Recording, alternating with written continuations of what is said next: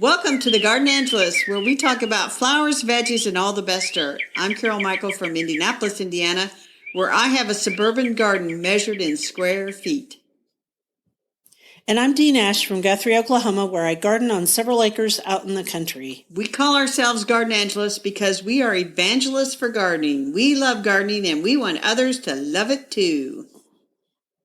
Yes, we do, and we aren't afraid to spill the beans and tell all of our gardening secrets, the good, the bad, and even the ugly. But that's enough of who, what, when, where. Let's move on to this week's episode. Hello, Carol. How does your garden grow? Hello, Dee. It grows late fall. Which means what? Well, after a very unseasonably warm spell, we had actual wintry weather. We didn't have snow or anything, but it was cold again and rainy and cloudy and just kind of blah last week. I'm sorry to hear that. But that's okay. I still got, and don't tell anybody this, but I did go ahead and clean up my perennial borders because there were some afternoons that were decent. And I thought, I just want this stuff out of here. And I know you're supposed to leave it for the bugs and the spiders. And it's like, well, they can live in the chippings that are in the compost pile right now. Done. Yeah. Yeah. I'm going to have to clean up some of mine. Normally I leave it all, but my fence fell over when the ice storm happened and it crushed my grass. I also found yesterday that I lost 2 more Japanese maples and the hydrangea. I think it's a paniculata, but don't quote me on that. It's hydrangea bobo. And I think it's got a dumb name, but that's okay because I'm probably going to have to dig it up now because I found 3 of them that were just broken to pieces. I mean, split down the middle of the main stems. Does that make sense? Yeah, I don't think they're salvageable. Well, if you probably know that. Maybe. But you have some good news on here. I do have some good news. You just reminded me about my grass because you cleaned up your border. I got Meyer lemons for the first time. I've had a Meyer lemon tree for about 5 years and never got lemons before. But thank you, honeybees. I got a bunch of lemons. I think we had 6 or 7 off a little bitty tree. Wow. And so, Yeah, isn't that cool? That is very cool. I also got limes. I got little key limes in my greenhouse too that I'm getting ready to take off. But it got cold in there, so my orange tree lost all its leaves. So we'll see if I have oranges in the spring. Anyway. Yeah. Well, that reminds me of my bratty niece that moved to New Orleans. They bought this house and it had a lemon tree in the back and they had 3 gallons of lemon juice they squeezed. They were really proud of and froze. I'm like, what person needs 3 gallons of lemon juice? Well, you could make lemonade. A lot of lemonade. That would be awesome. You're just saying she's bratty because you wish you had a lemon tree too. Something like that. Something like that. Anyway, I have a few more paper whites to plant and a few more amaryllis. And we're going to talk about Christmas trees today. And I'll tell you what I decided. Yeah, let's do our quote and then we'll head on into Christmas trees. Ready? Yep. Freshly cut Christmas trees, smelling of stars and snow and pine resin. Inhale deeply and fill your soul with wintry night. John J. Gedd. Okay, I love that quote. That is beautiful. It is beautiful. That could be framed. So, yes, here it is, mid-November, and we are talking about Christmas trees. It's because my neighbors are all putting up their lights. I'm going to put my lights up this week. So tell us about your Christmas tree decision. So first we should say that we're both Catholic. So traditionally there's the season of Advent, and we really don't start celebrating Christmas in the Catholic calendar until Christmas Day, or really Christmas Eve. So Right. there's a bunch of Catholics that don't do Christmas trees until the night before Christmas. I'm not one of those Catholics. Me neither. I put up my Christmas tree usually mid-December or like the first week of December. We used to have this great Christmas party. We also didn't have a grandchild named Madeline.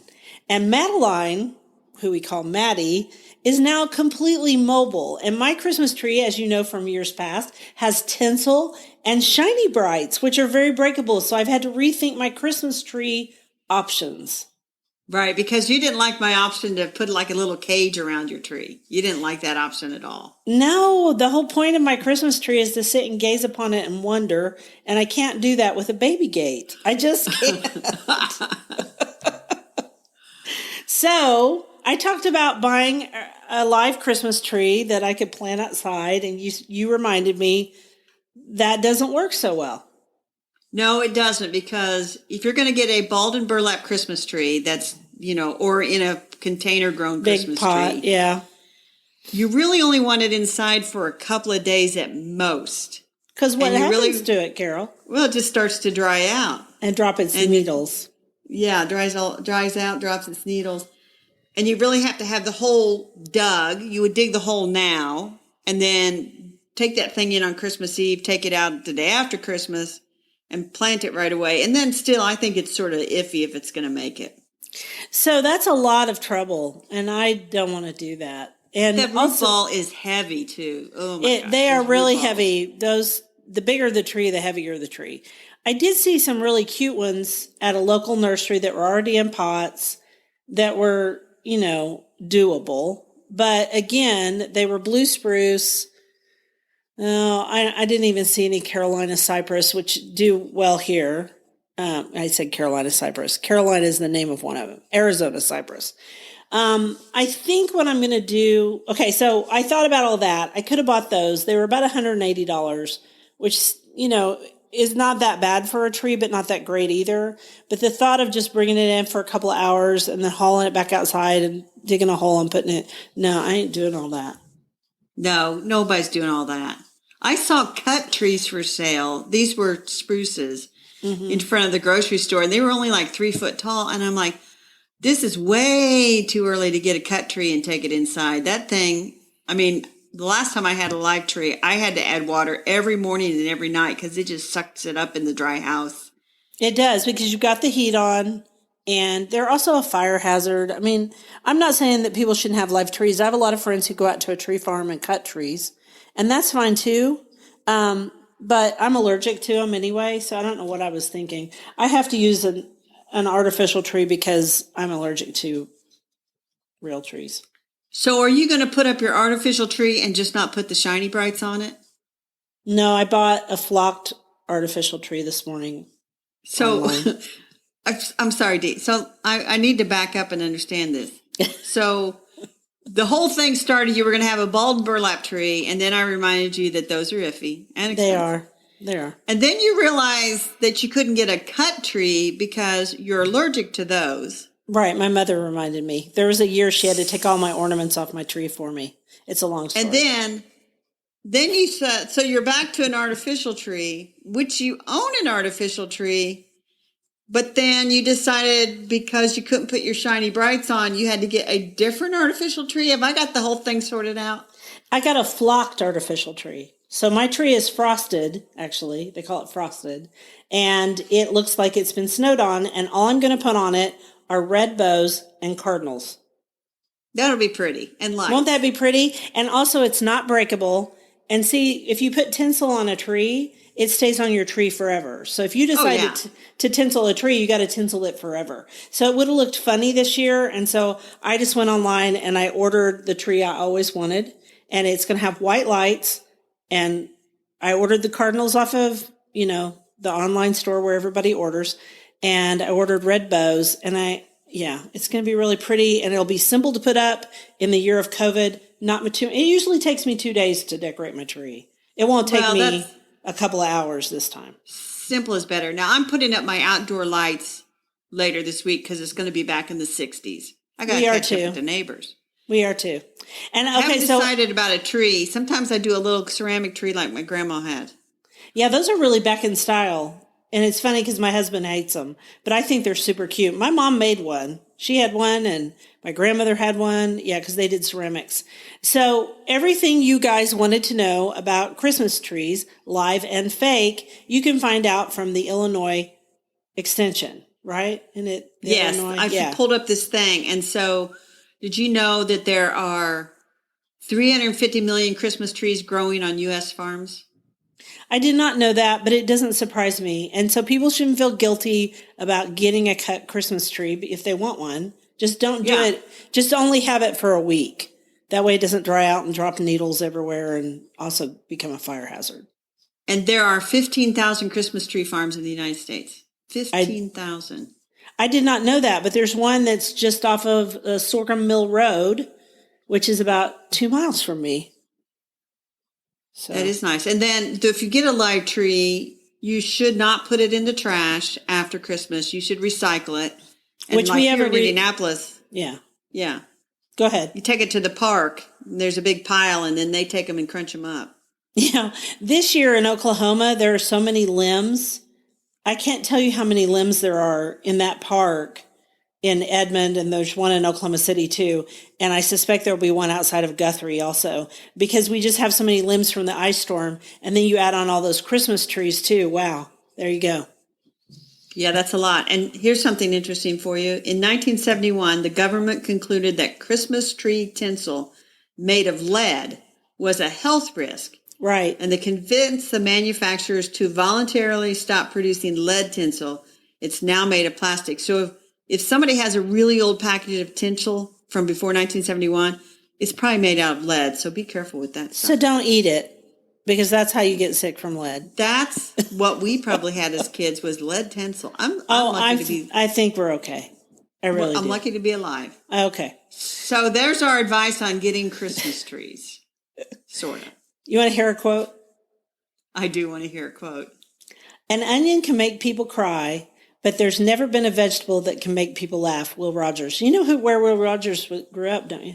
Where he was from? Oh, Oklahoma. With the wind grows, growing fuss of pain. Yeah, I've been to his home, and his home is called Woolarock.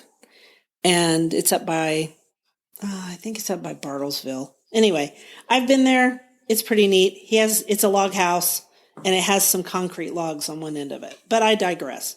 This day's vegetable is celery.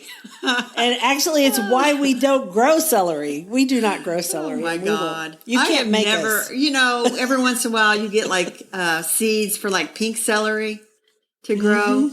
Mm-hmm. But celery, you know, it's one of those foods. The minute you say you're going to go on a diet, the first thing you think of is, I'm going to have to eat celery. Because celery consumes more calories from chewing than it gives you. Right. But what would stuffing be without celery? I mean, people put it in stuffing. I love celery. Yes. It's delicious. And my mom at Thanksgiving always put out a little tray that had different, things on it. And the little stuffed celery boats, remember those? Yeah.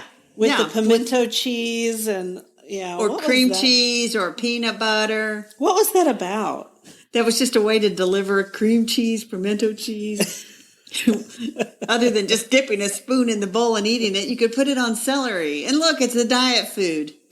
Yeah, look, it's a diet food on top of that. You've eaten about 4 tablespoons of whatever it is, depending on the size of the celery.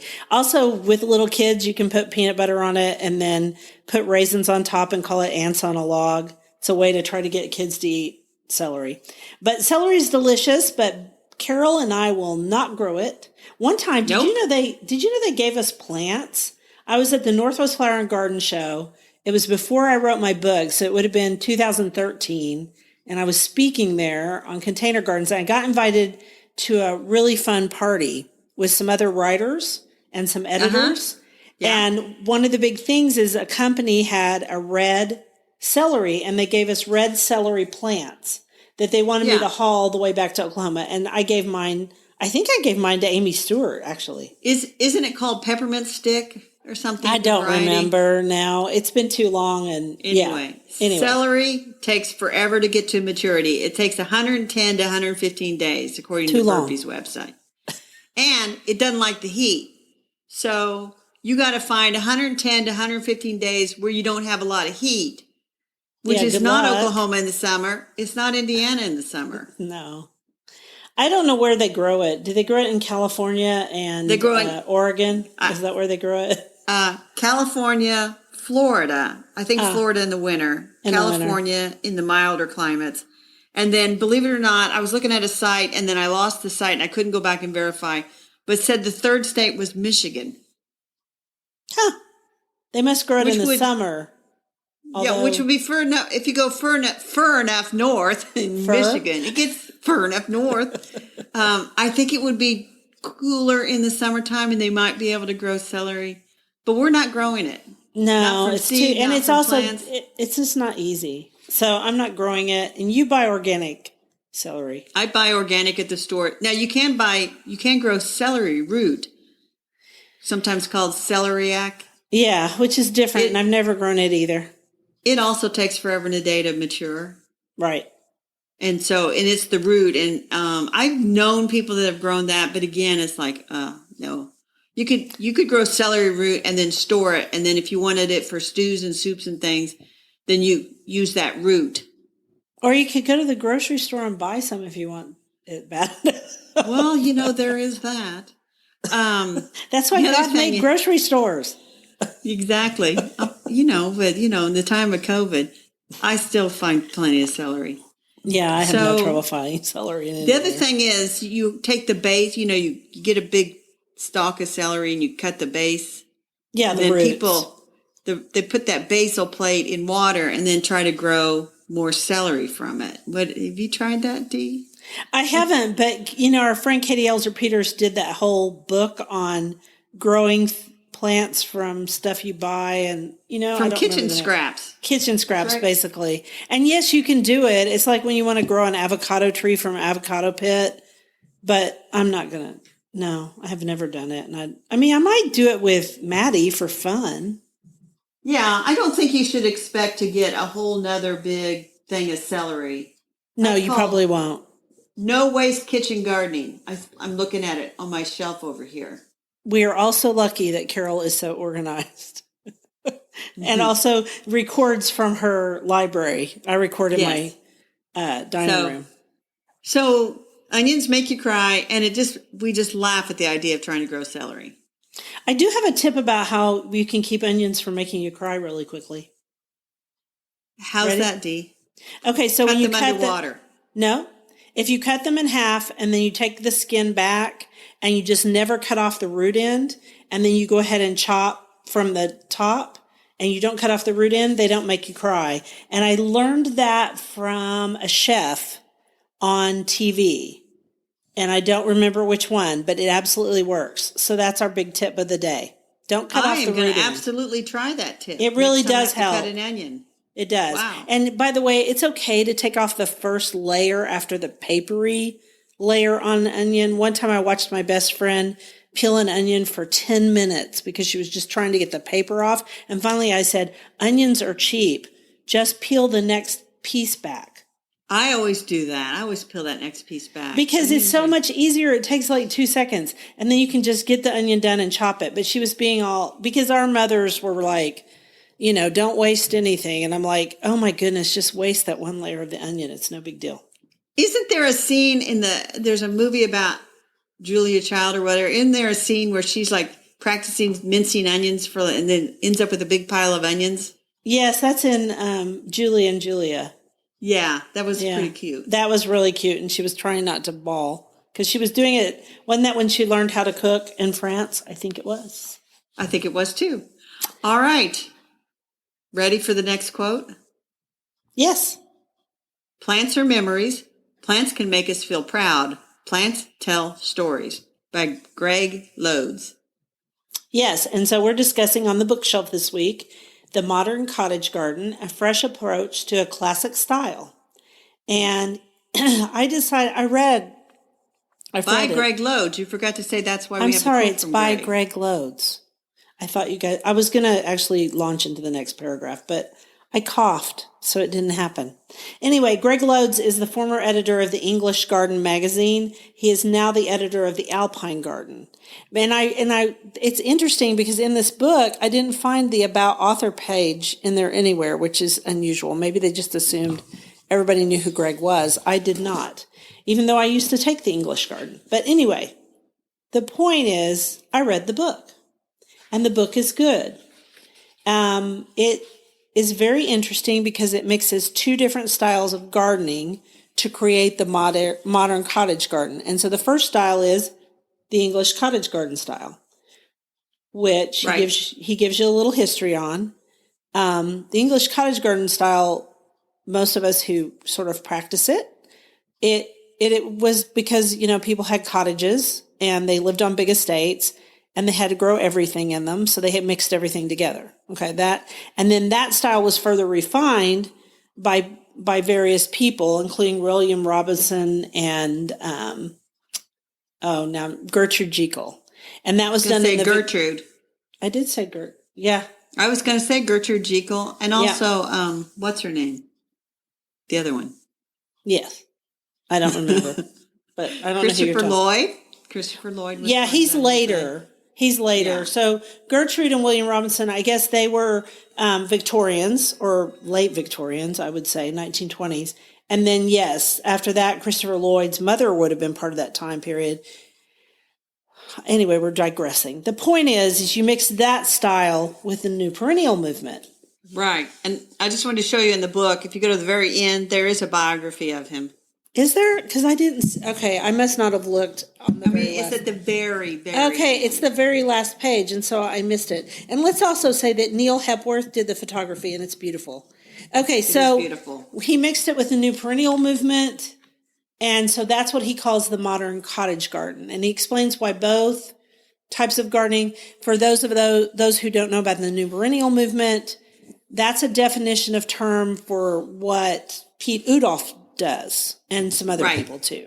So that movement incorporates grasses, ornamental grasses, and long blooming perennials with the cottage garden style. And the reason it's important is that the cottage garden style, especially when practiced in England, ends at the middle of summer. Like in June, at the end of June, their gardens are done. If you add on the new perennial movement, it gives you gardens all the way to November. Yes, which is lovely. So his examples of those two different things are the herbaceous borders from Newby Hall. And I've been to Newby Hall because I went on this wonderful Yorkshire garden trip with our friend Leonie DeMerchant. And so Newby Hall's herbaceous borders are very, very famous. They're big, wide borders. And then he talked about the Scampston walled garden with the walled perennial meadow that was created by Pete Udolph. All right, I've been there too because it was all part of that same gardening experience. It's a blending of those two movements. And then he tells you how you can do that in a small garden. And if you ever get the chance to go to England, assuming we ever get to travel again, which it looks like we might because they're talking about vaccines now, 2 of them, which is exciting, right? Go to Yorkshire, England, because I know that the Cotswolds get a lot of attention and I want to go there next. But Yorkshire is one of the most beautiful gardening places I've ever been. And he lives in Yorkshire. He does. He lives, I looked him up, Kingston upon Hull, which they also call Hull, and that's in East Yorkshire. So I have one bit of cautionary. This was actually published by our friends at Timber Press. Right. Which is they give us review copies. They did. And they live in the Pacific Northwest.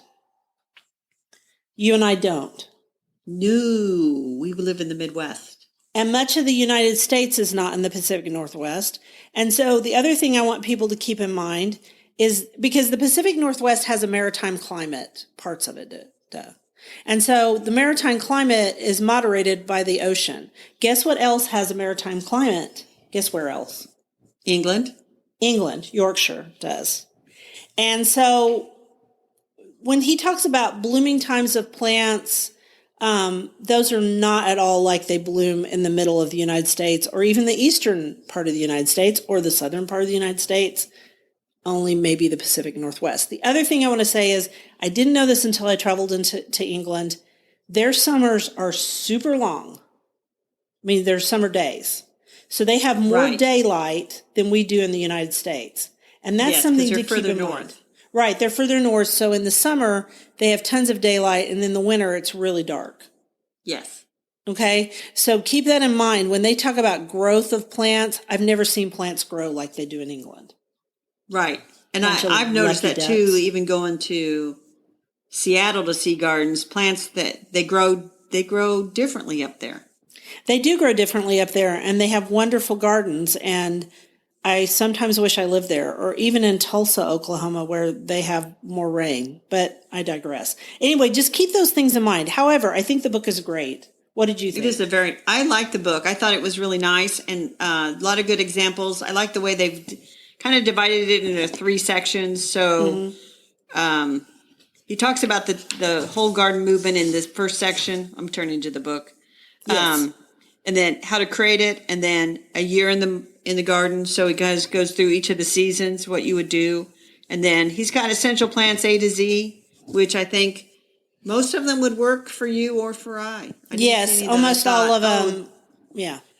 So I was happy about that. So yes. The thing about the new perennial movement, and also, especially the new perennial movement, they use a lot of plants that are native to the United States, but they've created cultivars of them. Yes. So a lot of the grasses are native to the U.S. A lot of the plants are, and like sneezeweed, autumnal sneezeweed, it's native. Yep. But they love, what is it, Moorheim Beauty. So a lot of the plants that were in the United States as natives, the English have taken them and the Dutch, and have made them into cultivars of the same plants. And Blooms of Bressingham is one of the places that did a lot of it, and he mentions that too. Right. I thought it was a really good book. A lot of the things in it I knew, but he presented them in a new way, and he talks about 3 seasons in a garden, how to have a garden for 3 seasons, which I've worked at for 32 years and just about have it done. But I got a lot of new opportunities to plant some new things. And I actually saw a really neat hydrangea I think I'm going to replace Bobo with. But I digress. Let's go on. All right. So we're going to go on, and now we're going to talk about garden trends. Which is our dirt. Yes. So everyone is coming out with their idea of trends for 2021, and perhaps the combining of the English cottage style with the new perennial movement is a trend. We don't know. It's been a trend. Over the next several weeks, our dirt is that we're going to talk about trends, but we're not going to tell you any trends today. No, this is a tease. This is a tease, and we are going to link to a garden trends report, and we'll talk about various garden trends. Design. Yeah, this is from Garden Design. And then Garden Media Group has their own trends. We're just going to talk through some of those in the weeks to come. And I think that'll be really interesting as we go into the new year. Yes, to see whether we are trendsetters or stuck in the rut. I would say we were a little of both, but I don't care. Just be yourself. In fact, that's going to be one of our quotes next week. I sent it to you yesterday. Okay. Don't be anybody else but yourself. No matter the trends, be yourself. That's right. That's right. Because who else are you going to be? Garden Commission. What's your garden commission? So this week it's beautiful sunny day today on Monday, but it's supposed to be nice most of the week. I'm going to mow the lawn one last time with the mower blades set a 1/2 inch lower, and then I think my garden will be ready for winter. Going to put up all my Christmas lights because half my neighbors have theirs up. I probably won't light them until after Thanksgiving. But they'll be up and ready to go. I think ours will be up by Thanksgiving, and we might light them that night, maybe, just because we all need something cheerful. I think I will plant an evergreen tree, and I have just the spot for it where I can see it from my bedroom window. I tried an evergreen there before, and I failed. But back then, I did not have a sprinkler system on that part of the yard. I do now. And I think I want like a blue spruce or something in this corner. And blue spruces get really large. And I may not see it to its maturity, but I'll get to enjoy watching it grow. I might choose an Arizona cypress. I really like blue evergreens. So before you buy the blue spruce, look up to see there is a fungus of some kind that is attacking the blue spruces in Indiana, and they expect them all eventually to die. All right, so I will plant an Arizona cypress because nothing is attacking it so far. I mean, really a blue spruce problem? Yes, I don't know exactly the details. Maybe we'll do the dirt on that next time. We'll do that. Yeah, we'll talk about that next time. Dag nabbit, that makes me sad. Anyway, we're going to wrap this up. Okay. So we want to thank you for listening to The Garden Angelist. If you like our podcast, please tell your friends about us. Also, hit that subscribe button so you don't miss a single episode. And if you listen on Apple Podcasts, we'd love a 5-star review. That helps us get noticed by others. Yes, and be sure and check out our show notes for links for more information about today's topics, plus links to our own websites. And if you want to support us, use the affiliate links. If you buy something after clicking on them, we earn a small commission and it costs you nothing. It was lovely to chat with all of you over the garden gate today. Bye until next week. Bye.